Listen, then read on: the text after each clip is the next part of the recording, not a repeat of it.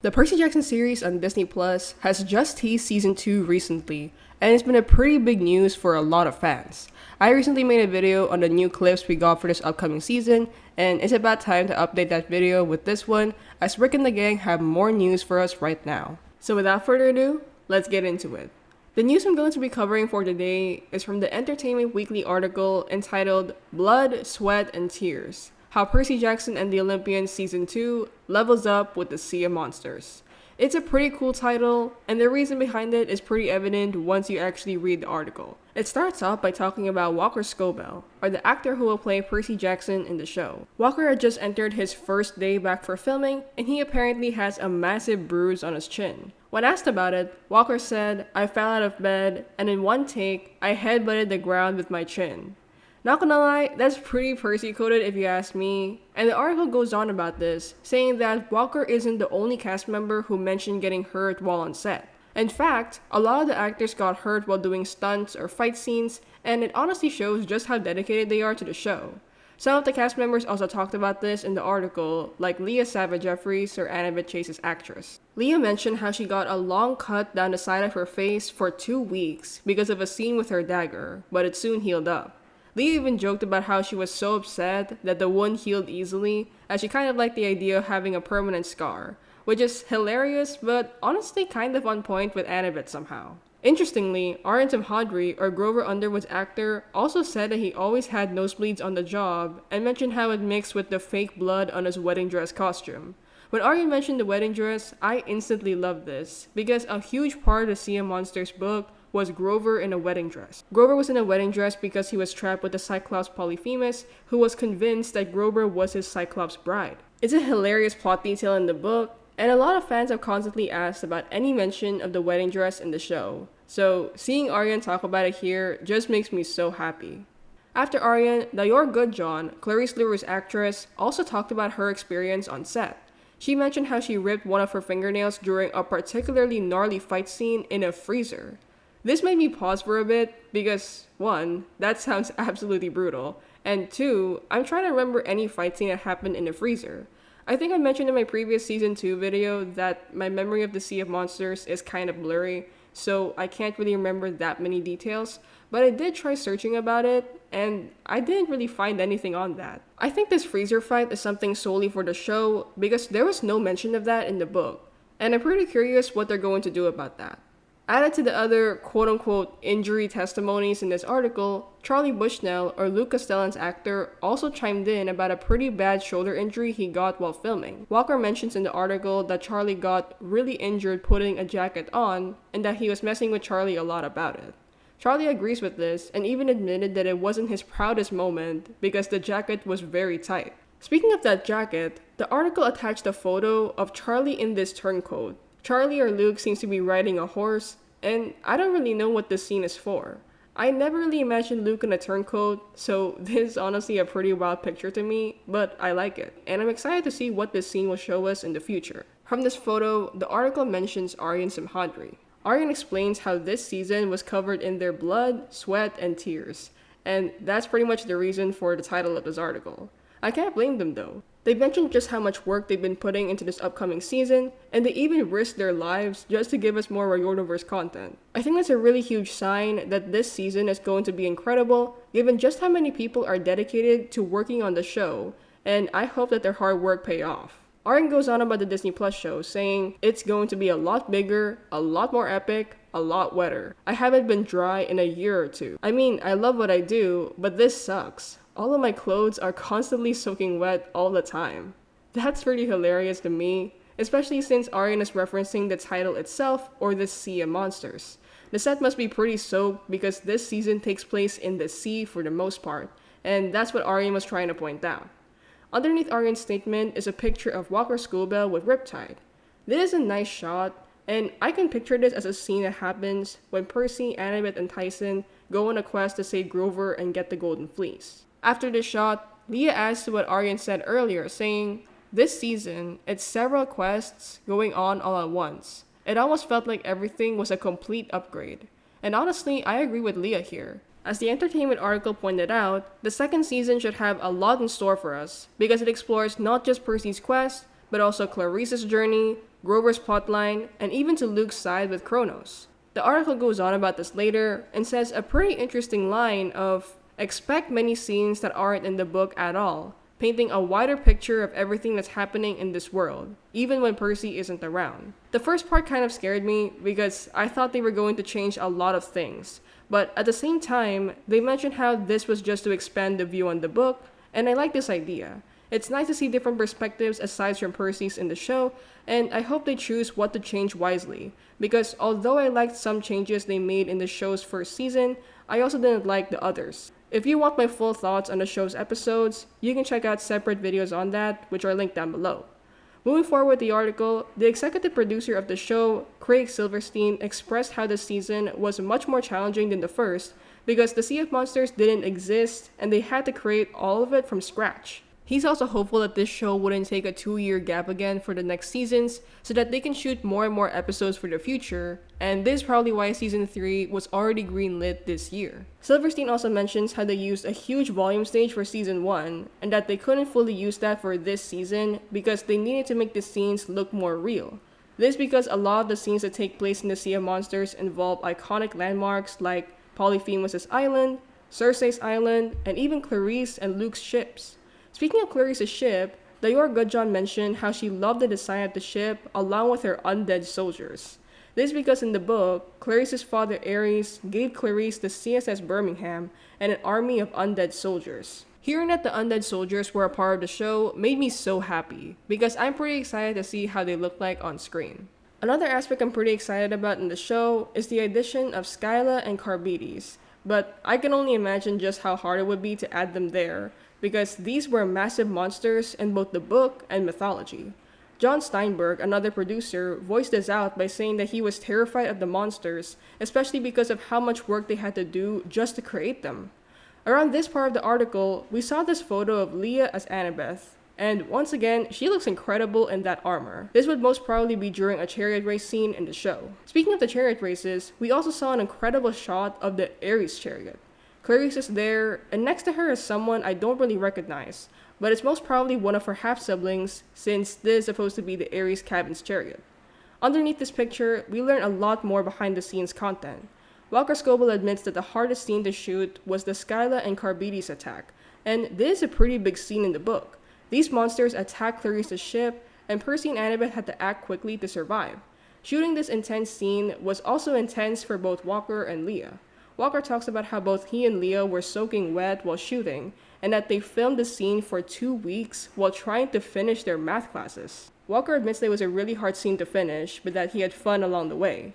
Leah, on the other hand, expressed how she even cried at one point because of how frustrating the scene was to film, and she would mess up her lines once in a while.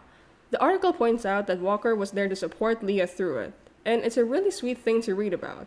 Like, I'm not trying to ship Walker and Leah together, but it's a pretty good Percabeth moment if they were acting as their characters. The article went on about a classic Percabeth moment that we got in this book, the siren scene.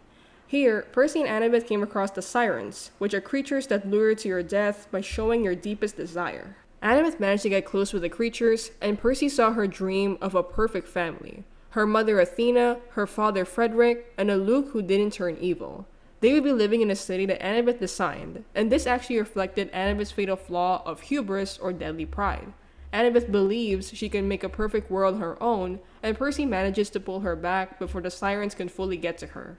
Once Annabeth snaps out of it, Percy holds her as she cries in his arms. It's a really sweet and vital moment in Percy and Annabeth's relationship, and Walker understood this. He admits that it was a hard scene to record because he could practically feel every Percy Jackson fan watch him act in that moment.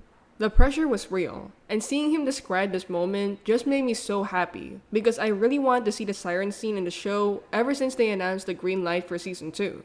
Adding to what Walker said, Leah reveals that they extended the siren scene a bit to add the emotional scene of Percy and Annabeth opening up. It's still like the book, but they added this emotional scene to add more chemistry between Percy and Annabeth in the show. Rick Riordan, the author of the series, also spoke up about the Percabeth content we'll get in this season. He explains how they're making proper build-up before Percy and Annabeth get together just like in the books, which is a really good thing for book fans like me, because that's honestly what a lot of fans loved about Percabeth. It was a slow burn romance from a lot of years of friendship. So I'm glad they're not rushing Percy and Annabeth's relationship. After this, we get another amazing shot, and it's Annabeth. She looks incredible, and there's a few Easter eggs in the shot.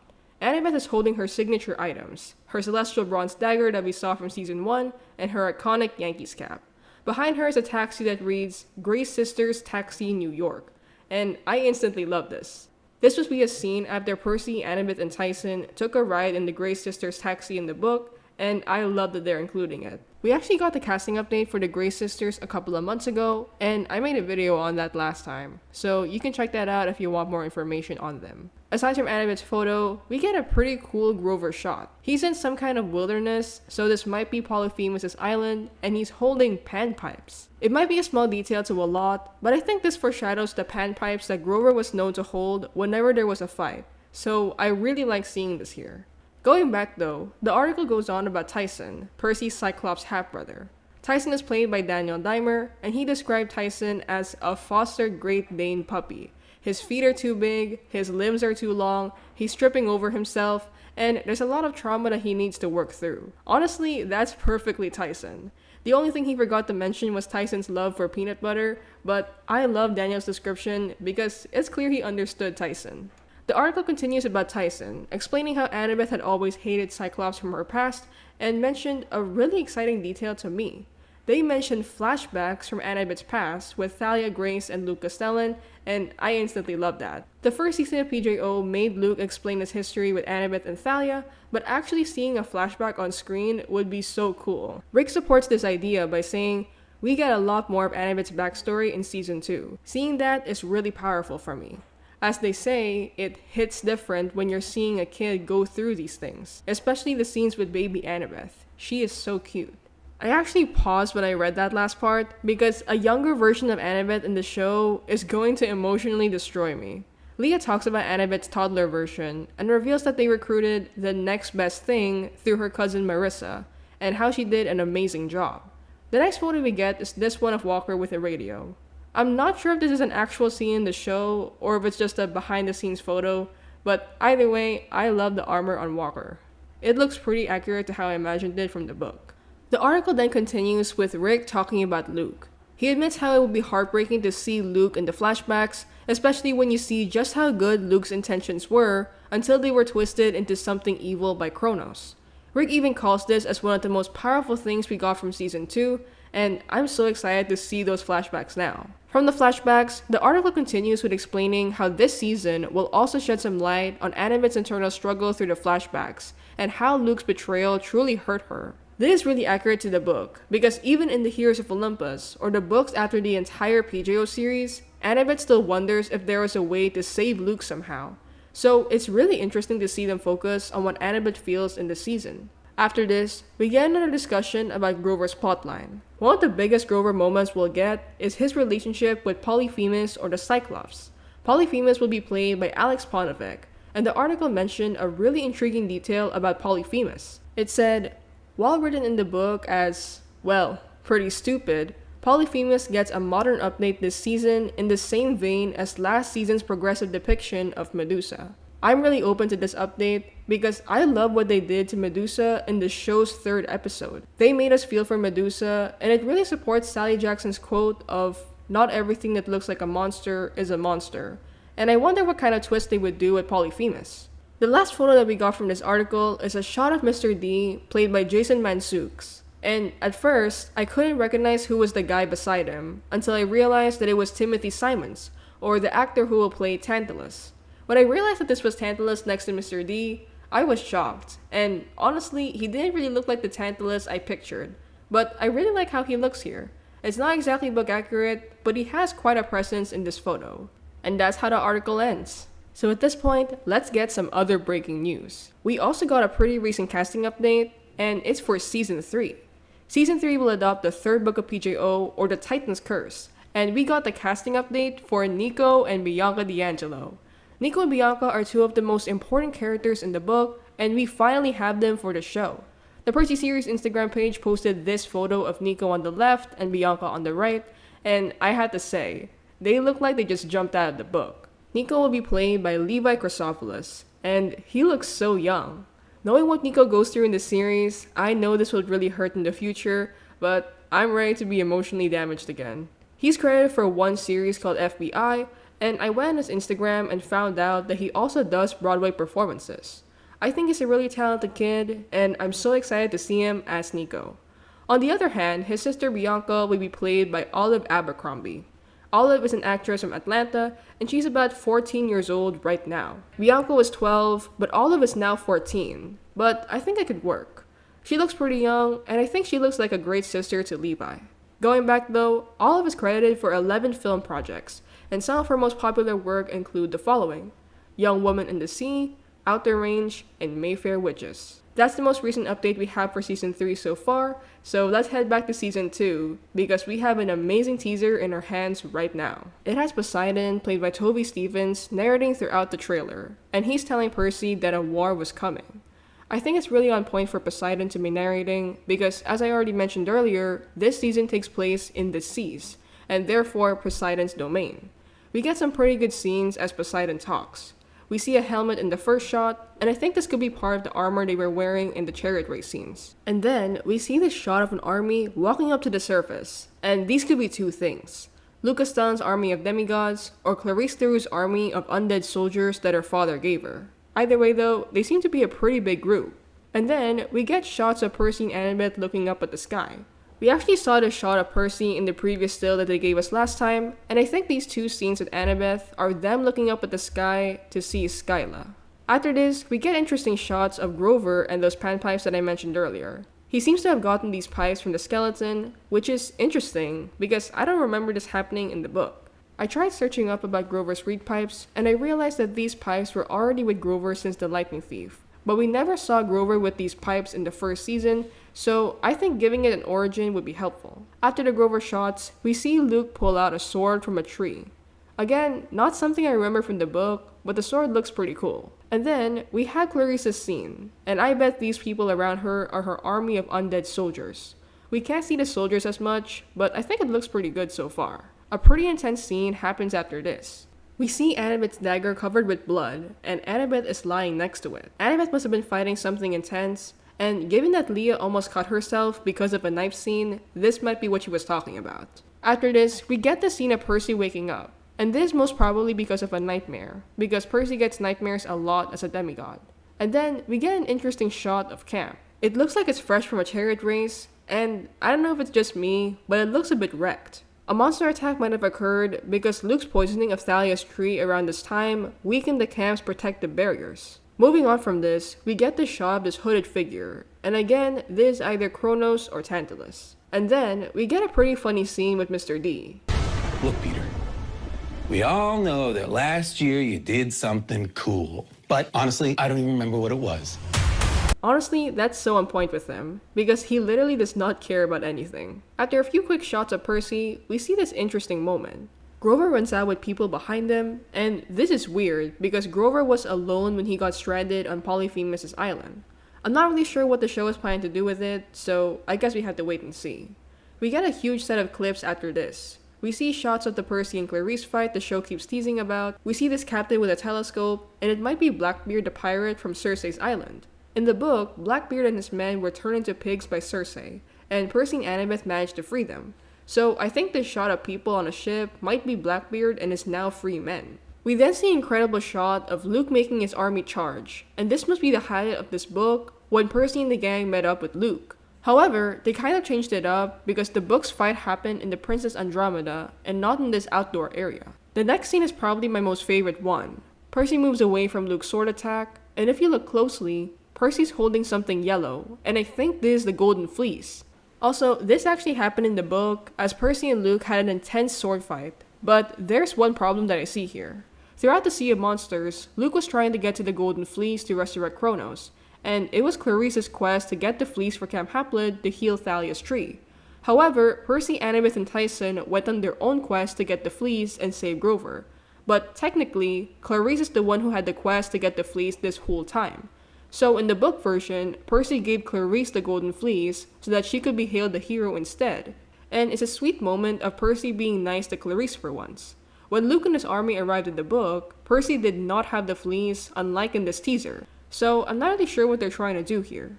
We see another shot of the fleece here in this strange place, but it might be underground somewhere in the Princess Andromeda or Luke's ship. I recognize this place from a clip we got last time when an explosion rocked the place. Again, I don't really know how the fleece got there, so I think we just have to wait for the season. After this, we see this quick shot of a girl with a bow and arrow. I had to pause when I saw this because I couldn't recognize who she was until I realized it might be the mystery character named Allison Sims.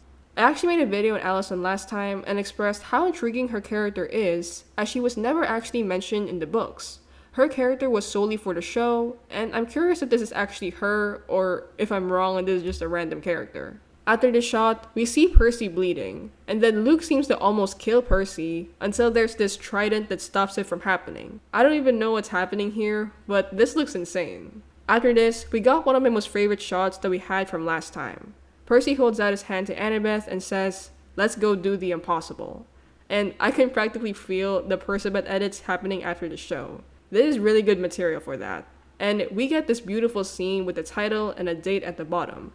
This show is coming out on December 10, and that's so many months away. The wait is going to be hell, and I'm literally counting down the days from now on. However, the trailer is far from over because we see this monster throw a fireball at Percy, and I instantly recognize this as the Laestrygonian giant that attacks Percy and Tyson. But this takes place at school and not in the wilderness where Percy is. It's kind of like what they did with the Mrs. Dodds fight last time. There was a fight that happened inside in the book, but happened outside in the show. After the fireball almost hits Percy, we see our first look at Tyson as a Cyclops, and honestly I think that's pretty accurate. I've seen people on Insta go on about how the CGI looks a bit off in the shot, but honestly, I don't think it's that bad. It looks believable enough, but I agree that it could have been better.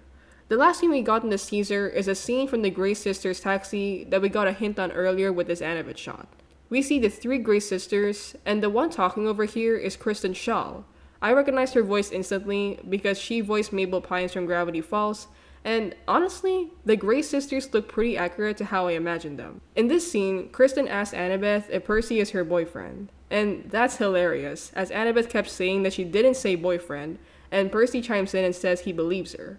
That's pretty on point Percabeth around this time, and I love how panicked Annabeth sounds here, because we all know from the Mark of Athena that she already had a crush on Percy around this time. And that's how the trailer ends. This week has given us a massive update on the show, and I bet a lot of fans like me are even more excited for both the second and third season. So how about you? What do you think of all these updates? Let me know in the comments down below.